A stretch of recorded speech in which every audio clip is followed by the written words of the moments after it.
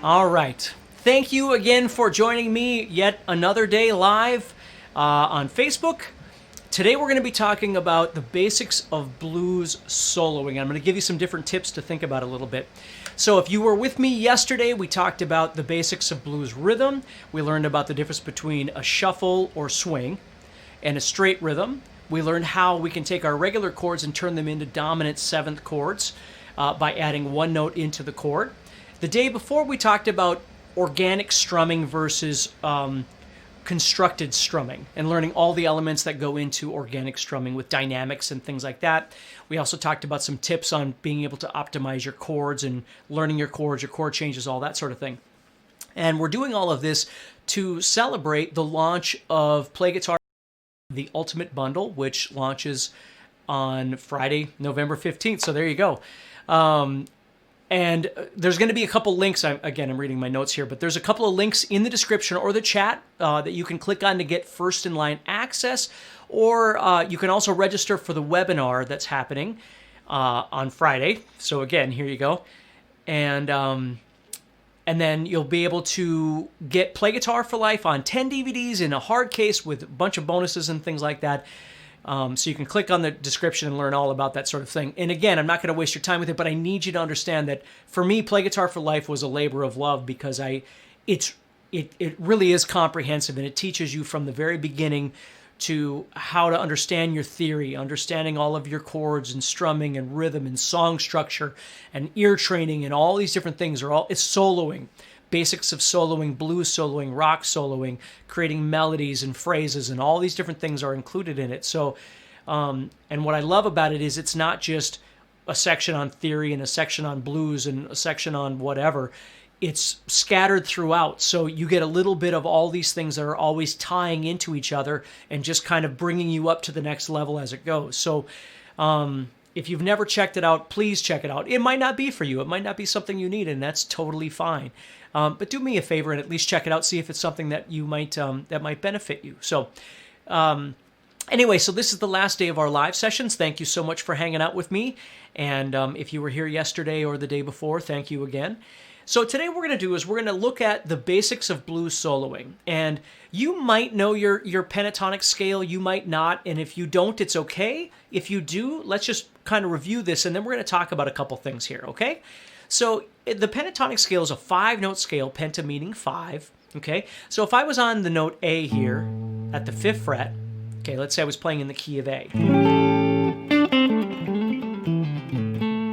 Okay, the first thing I need to do is have a scale that I can work with. Now, if you don't know the pentatonic, it's okay. You could learn it either from this or from the course or whatever, but let's just take a look at this. So if you don't know it, just hold on a second because I'm going to simplify this for you. So we have 5-8, 5-7, 5-7, 5-7, 5-8, 5-8. And it might look like we're playing more than 5 notes, but we're not. I'm playing 1, 2, 3, 4, 5 notes, and then it just repeats in an octave. 1, 2, 3, 4, 5. 1, 2, and then I run out of strings. So I'm playing A, C, D, E, G, A, C, D, E, G, A, C, and then I run out of strings. So what I'm going to try and focus on today is just giving you a couple things to think about when you're trying to solo. Now, very much so, when I go to solo over any style of music, certainly if it's not metal, which oftentimes metal is looking for a different level of intensity, right? That music tends to be more intense. With blues, I'm usually looking for a dynamic kind of contrast, which is very much what we talked about with strumming in the first live session that I did. So I'm always thinking about trying to bring the energy up and then bring it back down, and I can do that through volume. And I can do that through playing more or less. Or I can do that through bringing in more colorful sounds that maybe weren't there before. There's lots of different ways that I can do this. So what I want you to think about is just in the beginning here, let's just take 4 notes out of this pentatonic. So instead of worrying about the whole scale, because oftentimes what happens is people just wind up kind of moving up and down. You know, and it doesn't really wind up having much of sort of an authentic sound. So let's just simplify this and just take 4 notes. I'm going to go to the 4th string and the 3rd string. And I'm going to focus on just those 4 notes, just 5, 7, 5, 7. Now, The 7th fret of the 4th string is my root. If I was in the key of A, this note right here is my root. So that's a nice note to try and target or emphasize.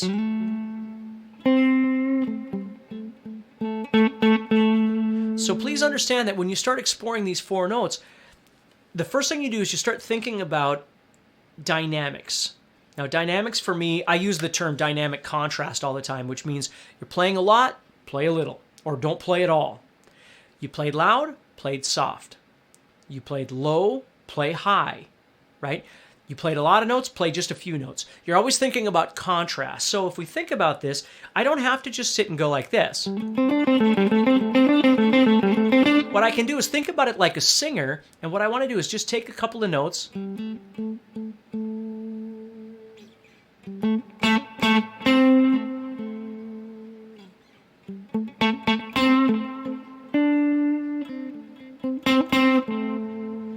or maybe I make a little rhythmic idea.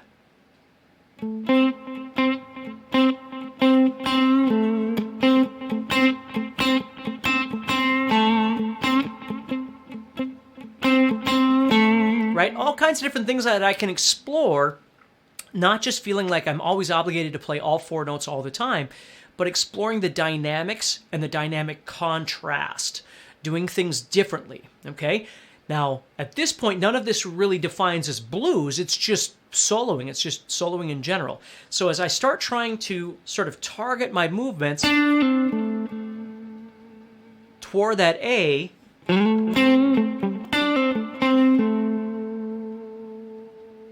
you'll notice that I start using more things like sliding, vibrato, bending, right? I always call them the big 5, which are hammer-ons, pull-offs, slides, bending, and vibrato.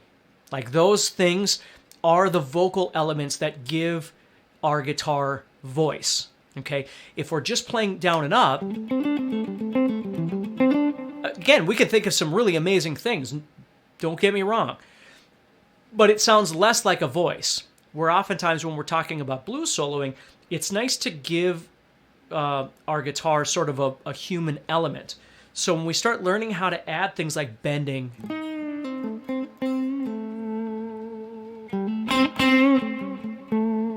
and vibrato and all these different kinds of things in there, it starts giving it more of that human factor, okay? So again, I talk about all of these things in the course, but just be aware of that. So the first thing that I've got is I'm simplifying my scale. Instead of worrying about playing all 6 strings, I'm just trying to focus on a couple of strings and trying to learn to create motion, okay? Whether it's just a small melodic idea or repetition.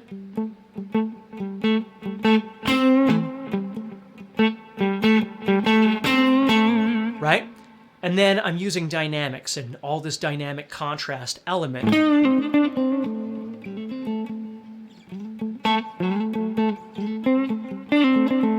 Right, all that kind of stuff is going in there. Now, to take it to the next level, above the 5 things, hammer-on, pull-off, slides, bending, and vibrato, which again are absolutely crucial.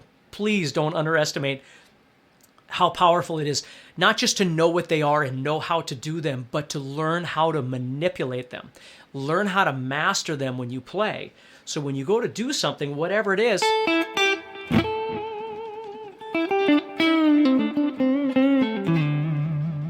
right? You can control those however you like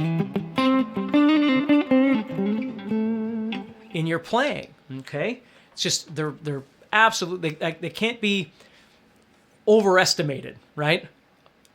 They're really, I don't know. You get the point.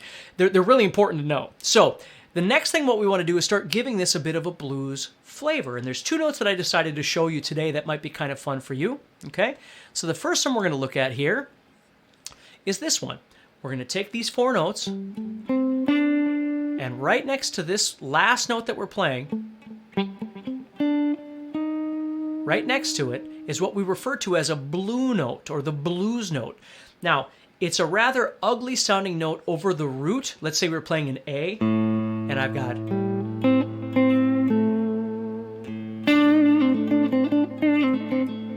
right? Now, if I go to that blues note over the A, it sounds kind of ugly, and really that blues note is intended to be what we call a passing tone. We're going to go to it, but then we're going to go off of it. We're going to leave it. So one thing you can practice is going up to that and then coming back. And what I love to do is I'll do a little slide into it and then slide back like this.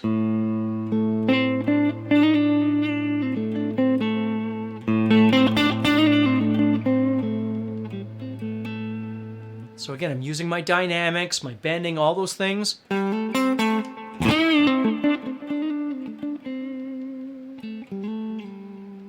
Okay. Another thing I like to do, my A, I know is going to sound great over that A. If you were with me yesterday, you know that I was talking about how the blues, the note that makes the chord sound more bluesy is what we call the seventh, the dominant seventh or minor seventh sound. And that's done by going a whole step back from the root. So if I'm on A, if I go back 2 frets, I wind up on the note G. That's the note that makes the chord sound bluesy, okay? Well, I can try and target that note in my solo, and it sounds really cool too.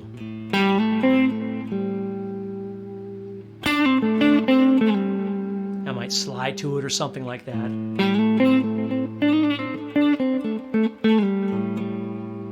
Okay, so the blues note is a really nice thing to add. And of course, we can add it in multiple octaves and we can add it all over the fretboard. But learning how to play it in just one place is a great place to start, obviously, right? So.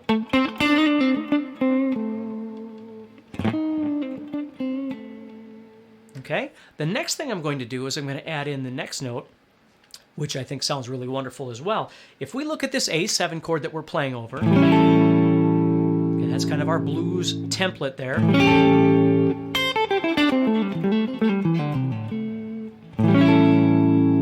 This chord has got a note that the minor pentatonic does not have, and that note is right there. So I'm playing the 6th fret of the 3rd string, okay? That's what I'm playing in this chord, but if we look at our pentatonic scale, we're not playing that note. It's a 6, we're playing 5 and 7.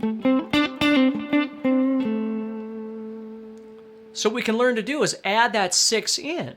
And there's a couple different ways. Now, the first way is very bluesy. What we're going to do is we're going to add the 6 in by going from the 5 that we normally play. We're going to go from that 5 to that 6. And immediately you're going to start hearing some bluesy sounds.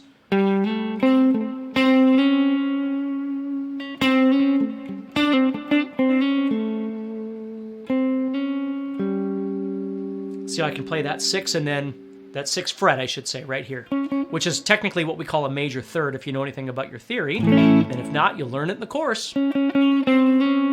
So there I'm using the major third, so I'm going from the minor third to the major third, and I've always called that the minor-major twist.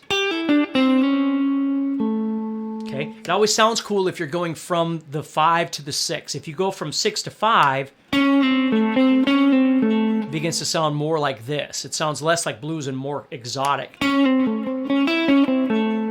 But if you play it as a 5 to 6, the minor major, now you can leave it out anytime you want. But if you're going to play it, doing that hammer-on sounds really cool. Or forward motion. You might pick them or whatever, but that forward motion from 5 to 6. Now, this is kind of cool too. I can go to that 6th fret there, and then remember, to make that A chord sound bluesy, we added in the note G. We did that yesterday. Well, if I play both those notes together, we get a really bluesy sound. So maybe I'm going to play this 7, slide up to 8, come back,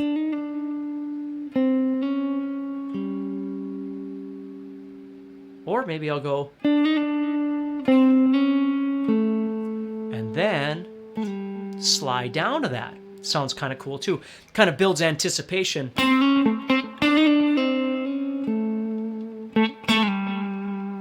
See, there's lots of cool things that we can do, and again, I'm only focusing on 2 strings. four notes with these other notes kind of existing around there, and trying to think about how, with dynamics and dynamic contrast,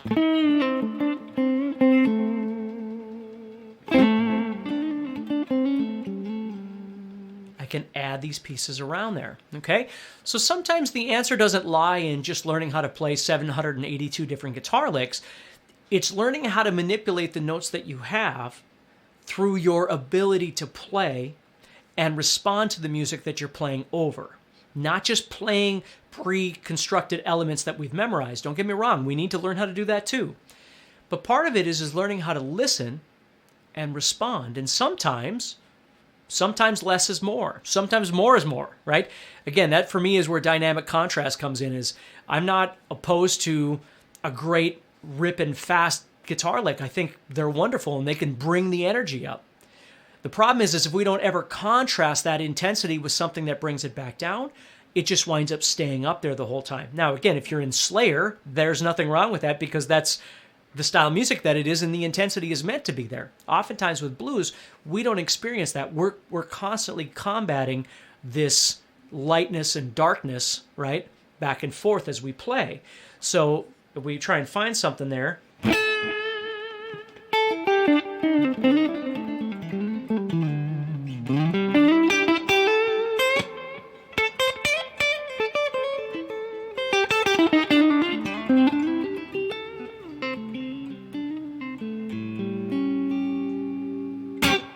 right? So we're constantly trying to kind of figure out how to move back and forth between those. So the more I understand about the scale that I'm playing, the colorful notes that exist around that scale that can really bring out the bluesy element, or there's other styles of music that we'll talk about too in the course, but whatever those things are, being able to kind of bring those to light and use those. And then phrasing and melody and all these different things kind of all play a part in there. And certainly technique is in there as well. But trying to kind of utilize all of these little pieces. Now that might seem a lot if you're new to this. You don't have to do all of that right away. You just start with something. You know, again, 2 notes.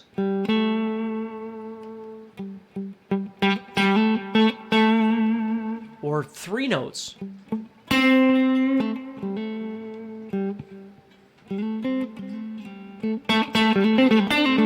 Or 4 notes or whatever, but you start trying to learn how to, I've always thought of it as driving. Like I'm learning how to create a roadmap on my guitar. I'm learning how to move around and do different things. And I don't have to constantly be moving. Sometimes I can stay in one place.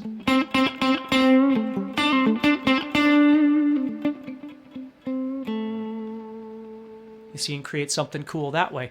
Let me see if I've got... where is my...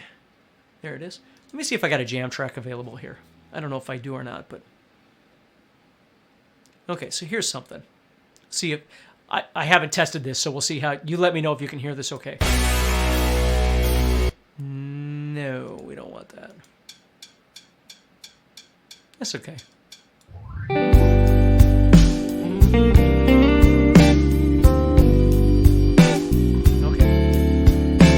Being told that it's a little loud, so I'll bring it down a little bit.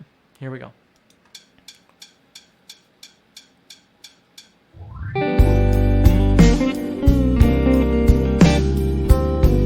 Four notes, that's all I'm going to try and do, and then the notes that surround it, we just talked about.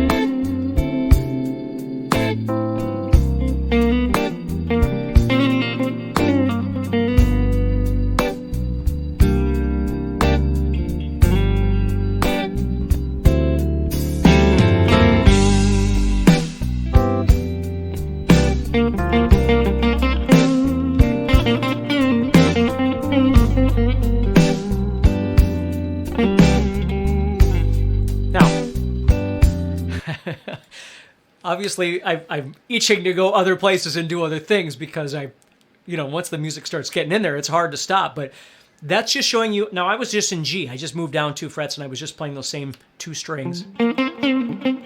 But trying to respond to that music as it's playing. It's just a super cool thing. So learning how to play rhythm, learning how to play chords, learning how to play different songs that you love, that sort of thing. Then learning how to play some scales and learning how to improvise. Understanding more about how your fretboard works. All of these things are one big stew, if you will, of just different pieces of information that you bring together, which creates you, the guitar player. That's the most important thing. And I think that's what Play Guitar for Life really is about to me, is trying to give you all of those elements in little pieces so they're digestible, so you can use them. But anyway, thank you so much for joining me, and check out the links around the video. I appreciate your time more than you realize. So thank you so much. If you've been here with me for the last 3 days, I thank you very much for hanging out with me, and hopefully you learned a little something and had a little fun, and you leave motivated, which is the most important thing. So if you think that this might help you, click on the link and learn more about it. And if you don't think it's going to help you, that's cool. I want you to just enjoy yourself, okay? Keep learning, stay motivated, and motivate somebody else, all right? So take care, and I will talk to you soon.